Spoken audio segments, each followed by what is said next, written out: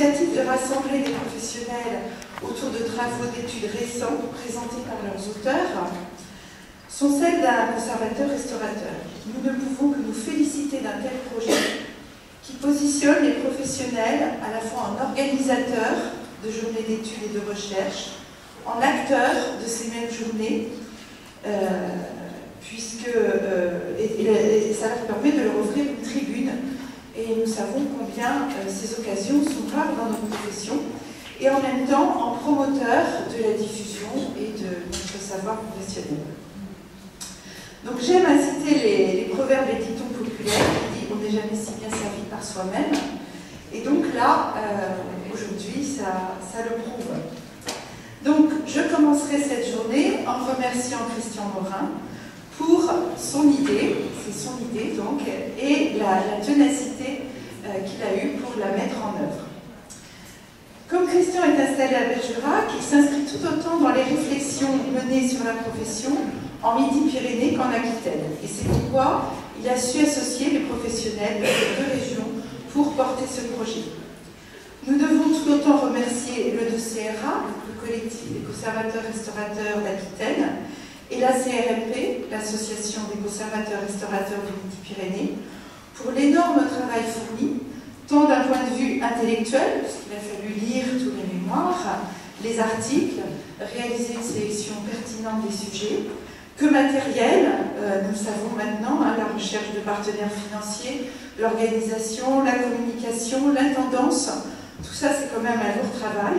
Donc je remercie Isabelle Ducassou, Cécile Perrault, Cécile Jaïs-Gamin, qui viennent de nous accueillir, Olivier Clérin, Hélène Garcia, Françoise Tolon, Anne-Olivier Liseau, Carole Aquaviva et tous les membres des comités de lecture, les intervenants et les référents, et ainsi que Anne Cravella, présidente de la CRNP, Diane-Henri Lormel, Antoine Maury, qui sont les délégués de la FFCR pour la région Midi-Pyrénées, et Rosalie Godin et Nathalie Legillon, que vous venez de voir, donc les délégués FFCR pour l'Aquitaine.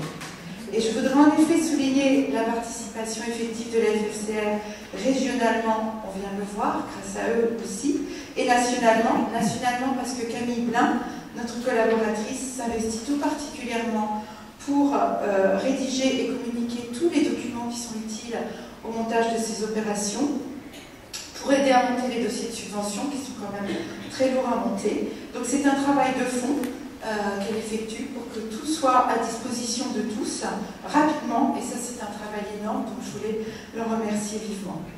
Alors la FFCR gagne progressivement en reconnaissance nationale depuis sa création en 1992. L'annuaire 2008, qui va bientôt être caduque, référencé 230 conservateurs-restaurateurs. Celui qui va sortir en décembre, enfin voire début janvier, parce qu'on prend toujours un peu de retard, en compte 401. Donc, nous espérons qu'il va s'imposer par sa nouvelle maquette, par un cahier d'annonceurs qu'on a essayé de concevoir comme aussi un outil utilitaire, et qui sont donc des annonceurs impliqués dans la profession. Beaucoup de ceux qui sont dans le cahier d'annonceurs ont contribué donc à financer cette journée GERI. Et on espère que cet AMR sera un outil important pour valoriser la conservation-restauration et donc les professionnels qui y figurent.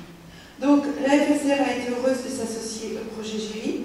Elle n'en revendique ni l'idée ni la conception, mais si sa représentativité et si son poids professionnel qui s'associe à son nom, et si le sérieux qu'elle a mis dans ce travail moins visible de constitution des dossiers et puis d'un peu de financement, ce qu'elle a pu faire dans ses moyens, eh bien, a pu contribuer à donner un impact national à cette manifestation, eh bien c'est ça qui nous rend contents aujourd'hui et dont on peut se féliciter.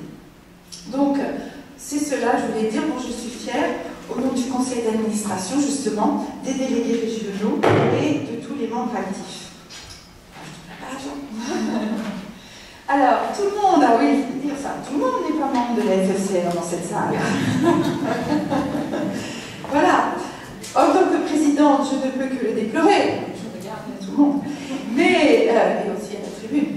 Mais je garde l'espoir que l'esprit de collaboration qui a régné autour de GERI et que le souci de faire toujours mieux connaître et reconnaître notre profession, eh bien, fasse comprendre l'importance de se réunir sous une même bannière pour avancer dans cette direction. Donc, je souhaite aussi que cela vous donne envie d'adhérer ou de réadhérer, bien sûr, en 2011.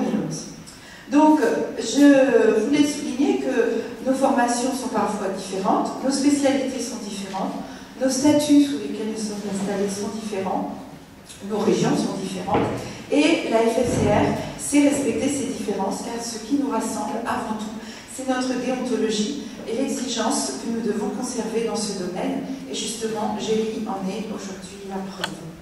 Donc ce projet est donc né grâce à des personnalités, à des énergies, à des moyens, preuve que notre profession, même affaiblie par les baisses de crédit consacrées à la préservation et à la conservation du patrimoine, même souffrante des énormes contraintes qui lui sont imposées par les procédures de marché public qui se multiplient, sans toujours tenir compte des spécificités qui sont les nôtres, même blessée du peu de considération qu'elle rencontre auprès de certains partenaires publics, eh bien, notre profession trouve encore les ressources humaines, intellectuelles et financières pour porter au plus haut ce qui nous réunit tous, un intérêt profond et chevillé au corps pour notre science, la conservation-restauration.